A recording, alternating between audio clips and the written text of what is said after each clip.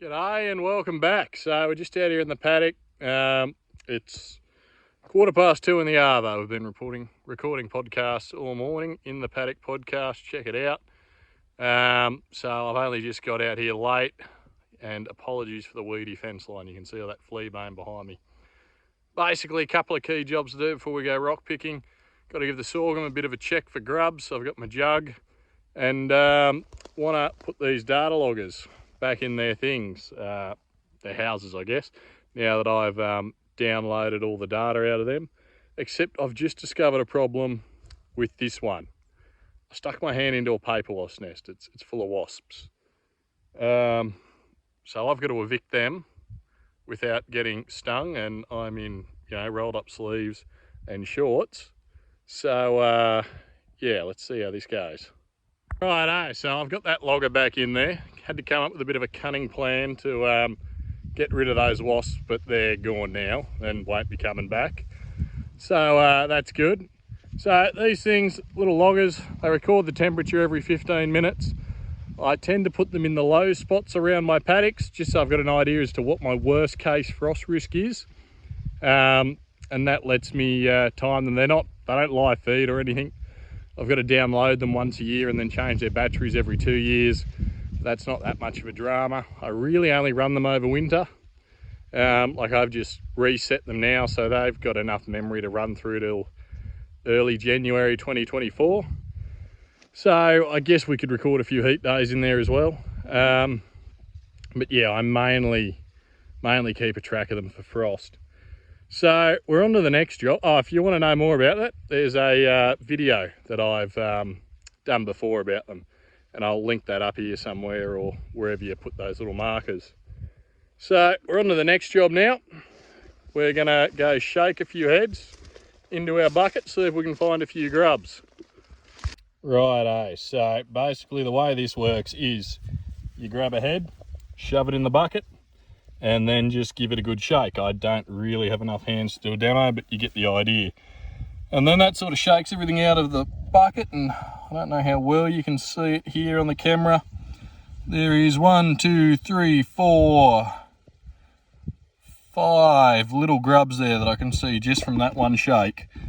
And that is enough to make me nervous, and I'll be getting a plane in here. So we'll go in with a biological insecticide, NPV, and basically it's a virus that spreads through the crop.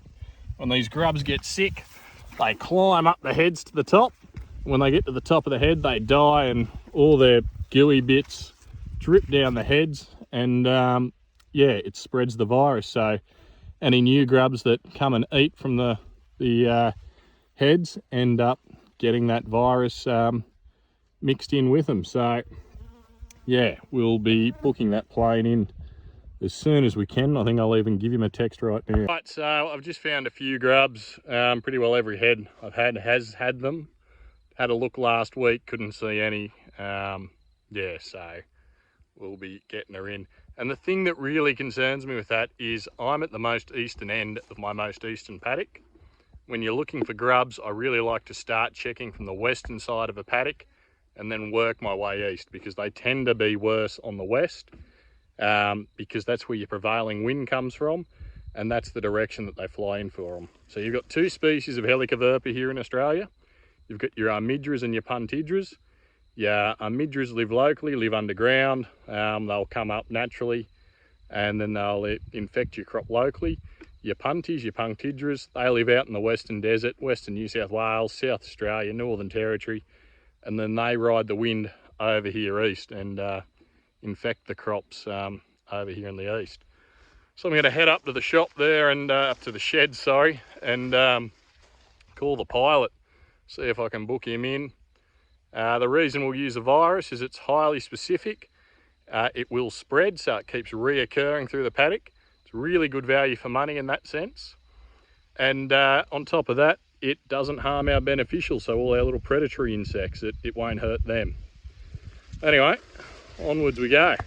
Have a look at this. Pigs.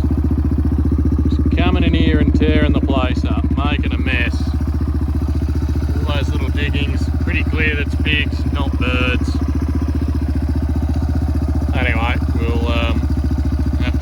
mating again. Fairly interesting, or at least I think it's interesting. We're out here in the Acclaim now, which is a shorter season variety. As you can see, heads are a bit small. It's starting to ripen, turn orange. But I haven't found any grubs over here. They were all in that Halifax earlier and they were everywhere. So be a bit interesting when I head up the other side of this paddock, which is also Halifax, to see if they're in there. Or, yeah, whether they just seem to prefer that more open head. Righto, so rather interestingly, I haven't found any other grubs over here. It was all just that one spot in that other paddock down there past the dozer. But I think I still want to up them. They will be about, and being a virus, once it's in here, once it's infected, it will spread and find its way through the crop. So I've got that going for me. What I don't have going for me is the weather. It's meant to get rather hot by the end of the week. I think they were talking up to 38, and no rain. We have had bugger all since this crop was planted, and it has just been a battle from the start. Yeah, I mean, up here's not too bad for now. You can see these younger heads. I think they're really going to struggle.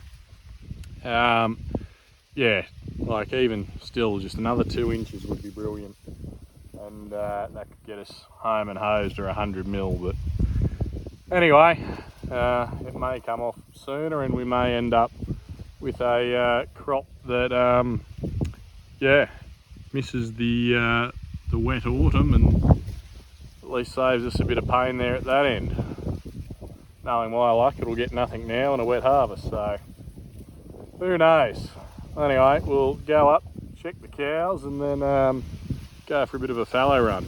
There's a cow staring rather intently at the fence down there behind that contour bank. I'm hoping her calf hasn't found its way to the other side. And of course there was one out. At least he's looking pretty healthy, so he must have only just gotten out, but we'll get him back in and they can go hang back off mum. They're looking rather nice, these calves. We'll get them in the yards next weekend and mark them. And stalled it. And then move them to another paddock. Funnily enough, mum was all the way over there anyway. Those baldy face ones are out of the 2 Herefords, as you could guess.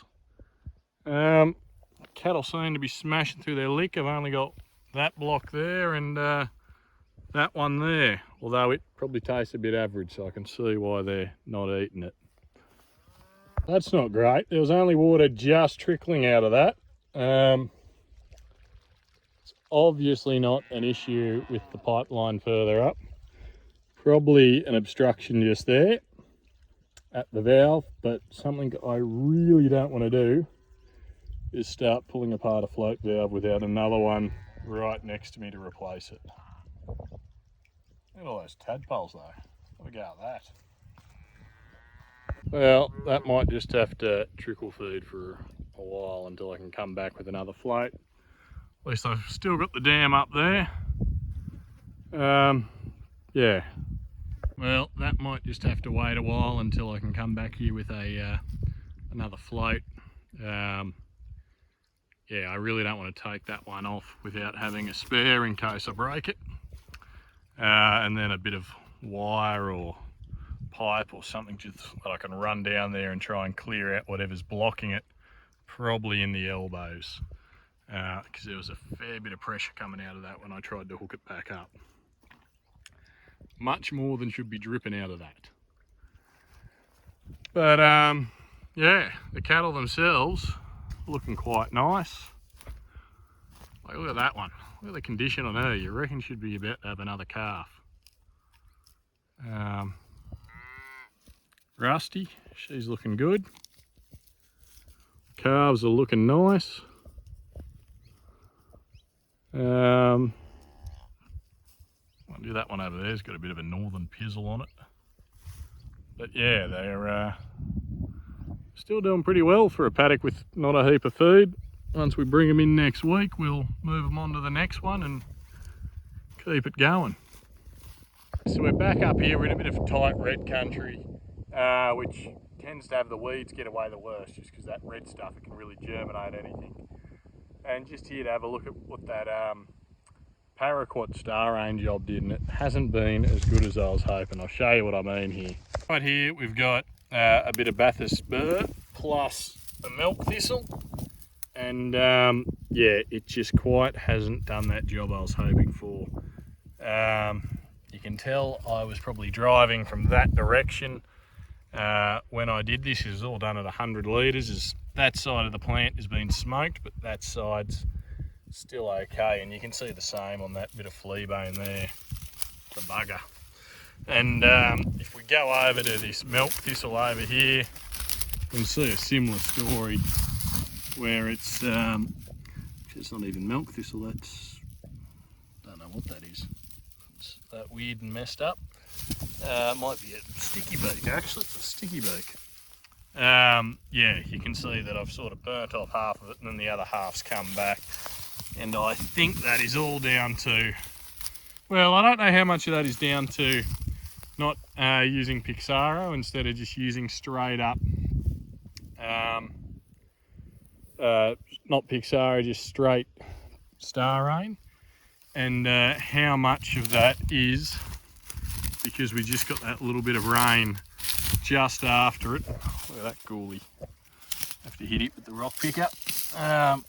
And how much is because we got that rain not long after we did the job, as in it, you know, a few days afterwards, it's just given it enough life to come back and wreak havoc again. So some milk thistle over there, you can see a similar story with. Yeah, a bit of flea bane there, same deal again. Some wild cotton over there that got absolutely smoked, but yeah, just straight paraquat star rain has not done the job this time.